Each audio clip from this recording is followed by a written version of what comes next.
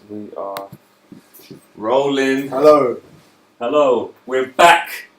It's a new week. We're ready to go. We had a week off last week. We had a week off. What's happening in the world? President Obama has been re-elected, which means nothing to us. This is an MMA show, so fuck all the politics. Let's get on with the show. So we missed episode 7. We were away last week.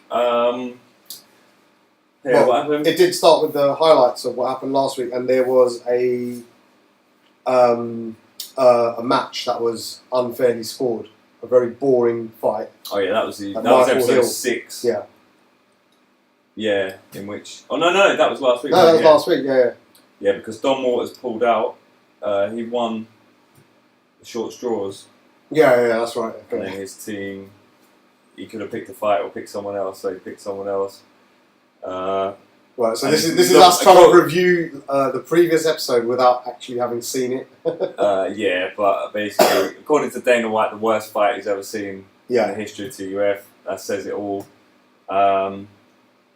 It was so bad, he had to go into the house this week and tell them that, look, if you fight like that, you're not going to be in the finale, which everyone assumed they would. Yeah, everyone just thinks they get a payday on the finale. Dana was like, nope, you are first. I love the fact that he took that out of it as well.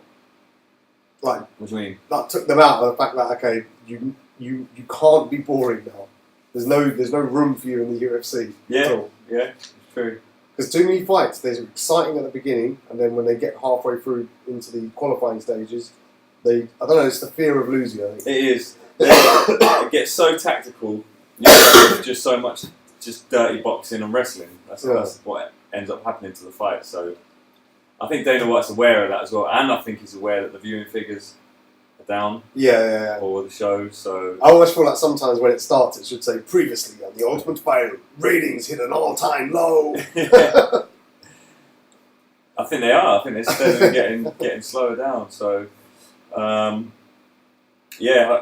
because of that, hopefully we're going to start seeing some more interesting fights. Yeah. Which brings us to this week. Oh, right. Dana actually coming to the house personally. Yeah. Yeah, as you said. So funny when Dana turns up in the house, like... They're like little kids, aren't How they? Busy everyone suddenly gets. Yeah. Yo, it's Dana, yo. Yeah, everyone jumps to attention when the boss is around. But yeah, that's it. I mean, that kind of sums up this season of The Ultimate Fighter, really.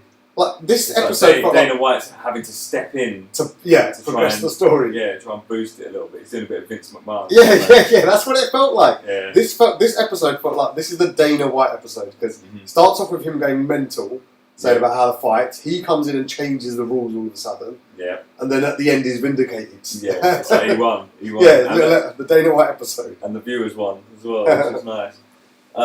So yeah, what incidents did we have in this episode? Right, I called this a few weeks ago. The Julian Lane getting drunk. Getting too drunk, because too stupid. It happens every season, and you knew he'd be involved. He did, yeah, he did. But it's on the YouTube channel if you want to go and look back. But it wasn't Julian Lane who went the most mental. Yes, it was. No, sorry. he went. First, someone else went. Michael Hill. Him and Michael Hill were the only ones drinking. Yes. Yeah. They got absolutely wasted. And that was a lot of JD they were putting away. Yeah, they were putting away, and they were mixing as well. Yeah. Always a recipe for disaster. And you've just been humiliated on national TV by your boss, basically. No, he won. But your boss basically said, "Yeah, that's the worst win I've ever seen in the history of the show, and you should be ashamed of yourself." And he started drinking directly after that. As soon as Dana left, you could see he was upset, so he hit the bottle. But he was smashed, but he was still just about keeping it together. Yeah. As opposed to Julian Lane, who just lost the plot completely, didn't he, really? Julian Lane just took it to caveman levels. Yeah. What's the word? What's the opposite of the opposite of evolution? He slowly devolved back to an ape. Back to an ape man. That's all that happened there. Yeah. It's amazing. I mean, they have an age restriction on alcohol. You've got to be over a certain age. Yeah. I'm starting to believe that they should bring an IQ limit for alcohol as well. Because some people are too stupid to drink. Some people should not be allowed to touch alcohol because they just can't function correctly. Yeah. Because I mean, IQ tests aren't the be all and end all of intelligence, but I do think that Julian Lane would score exceptionally poorly at an IQ test. IQ test. Yeah. You just know he would. Yeah. Like you'd get angry halfway through and start beating the paper up. Yeah. Spitting on it or something. Yeah. He's not the most mentally stable guy, is he? You said it. You said when we were watching it together last night.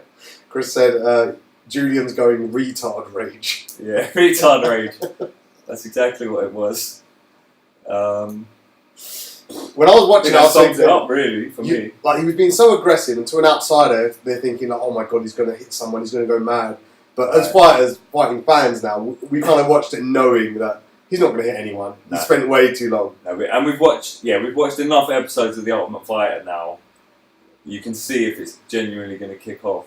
Yeah, which is never. Yeah. I think it's happened once, and even then it was kind of an organised fight. Like they had, okay, right, rules. Everyone was around. You two get together and fight, and then all those people involved got kicked out. So since then, no one does it. Has anyone been kicked out for violence since? No. People left because they're pussies. Yeah, that's true. Or injuries. Yeah. No one's been kicked out for fighting. So the odds that Julian Lane was actually going to do anything were pretty poor. Yeah. And that's the way it panned out, really. I was just watching it thinking this is going to end in one way now. He was either going to hit someone or start crying, and he didn't hit anyone. So there came the tears. Yeah. So yeah, that's enough of Julian Lane. Fuck that. I just wonder how, because it cut away while he was still screaming. Right. And I just wonder how long into the night how long did that go? Did he persevere while everyone just lost interest? Yeah, everyone went to bed and he was just outside still howling at the moon. Just fucking batshit crazy. Right, okay. And Julian Lane. He was back to Bruce Banner again the next morning. He got what he wanted. He got his TV time. Yeah. And a fuckload of regret the next morning. He embarrassed himself on worldwide television. Yeah. So, Coach's Challenge this week. Oh God! Yes, the Coach's Challenge. It's starting to run out of ideas for challenges, so we've now moved to track and field. Nah, this was a conspiracy, man. This was a conspiracy against Roy Nelson to make him just embarrass the guy. This is Dana fucking over Roy Nelson. That's what this season is. It's Dana versus Roy. And he even admitted it. He was like, I can't wait to see this shit, especially the 400 metres. And he got what he wanted, didn't he? Yeah. Nelson got destroyed. Like, even before we saw it, right? What were the events? Shot put, javelin, discus, long jump, and 400 metres. Yeah. Which of those is he ever going to win in? Ever? Yeah. I said possibly discus. Maybe discus because of technique. Because he's fat and he could get some momentum going side to side, but even then... No. It was just a shambles. Yeah. We've got a fat guy and a guy who's in shape. So let's kind of, for this year's coaching, let's not have a computer game or table tennis. Let's just do the most grueling physical activities ever. Yeah. Like 4 different ones. Shit that's been going on for hundreds of years. Is that the most lopsided coaching challenge ever? Yeah, most. Apart from Ortiz Shamrock. What, a pool shot? He got hustled, yeah. But, came in with his pool shirt on. But yeah, Carwin won it. There's only one challenge Roy could have won in, and that was if they were playing UFC the game. Or hot dog eating contest. I think he might have won. Even then, I think he's so lazy. Just too lazy. Yeah, he's got no heart, man. No, until he steps in the cage, and then he's got more heart than anyone else. He's got more chin than heart, but I think you could say they're not mutually exclusive, but Anyway, so Carwin won Coach's Challenge in a typical Shane Carwin uninteresting fashion. Yeah. It was all about Roy. Even though Roy got battered, it was all about Roy. Yeah. Which we like here at Rear Naked Chat. The more Roy Nelson, the better, really. This season isn't Roy versus Shane Carwin, it's Roy versus Dana, because there's that subplot going on throughout the whole thing. And that's the only thing keeping me interested. Slightly interested. That's the only reason we're here now, to be honest. Although, James Chaney, I thought, was quite an interesting character. Actually, I'll give it up for him. The episode picked up a little bit when he made an appearance. Yeah, true. And they had a good balance where they've got a very unique and interesting guy, and then a guy who made no impression on me whatsoever. Zero. Even when he was talking. He was another Shane Carwin in the making. Yeah, he was. He was from that mould. But we don't even know his name. We're just going he. Yeah, what's his name? John Manley. John Manley. Maybe, I don't know. Sorry, I'm just doing a camera check. Technical shit, people. Yeah, don't worry about it.